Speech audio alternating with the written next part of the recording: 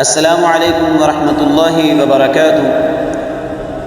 آج ہم آپ کے سامنے قرض کے حوالے سے دعائیں جو نبی علیہ السلام نے ہمیں عطا فرمائی ہیں، صحابہ کرام کو عطا فرمائی ہیں، وہ ہم آپ کے سامنے رکھتے ہیں تاکہ اس قرض کے عذاب سے اللہ تعالیٰ سب کو خلاصی عطا فرمائے اور اس کی دندل سے اللہ کی ذات سب کو نجات عطا فرمائے۔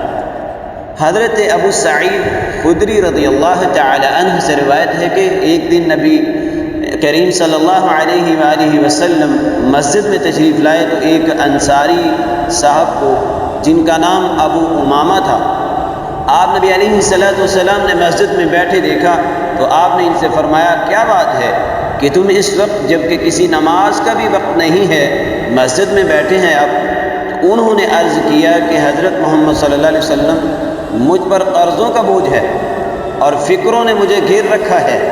تو آپ نبی علیہ السلام نے فرمایا، میں تمہیں ایسا دعائیہ کلمہ بتا دوں جس کے ذریعے دعا کرنے سے اللہ تعالیٰ تمہیں ساری فکروں سے نجات دے دے اور تمہارے جو قرضے ہیں وہ بھی ادا کر دے۔ حضرت ابو امامہ رضی اللہ تعالی عنہ آپ بیان کرتے ہیں کہ میں نے عرض کیا، یا رسول اللہ ضرور بتا دیں۔ آپ نبی علیہ السلام نے ارشاد فرمایا کہ تم صبح و شام اللہ کے دربار عرض کیا کرو۔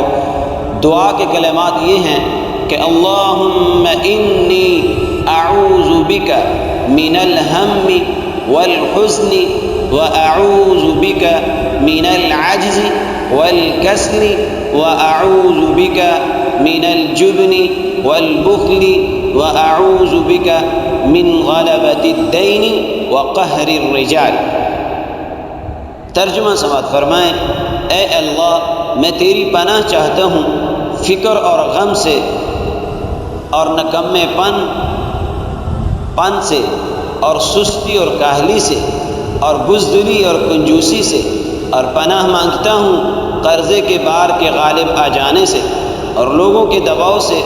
میں نے رسول اللہ صلی اللہ علیہ وسلم کی اس ہدایت پر عمل کیا اور اس دعا کو اپنا صبح و شام کا معمول بنا لیا تو خدا کے فضل سے میری ساری فکریں ختم ہو گئیں اور میرا قرض بھی ادا ہو گیا۔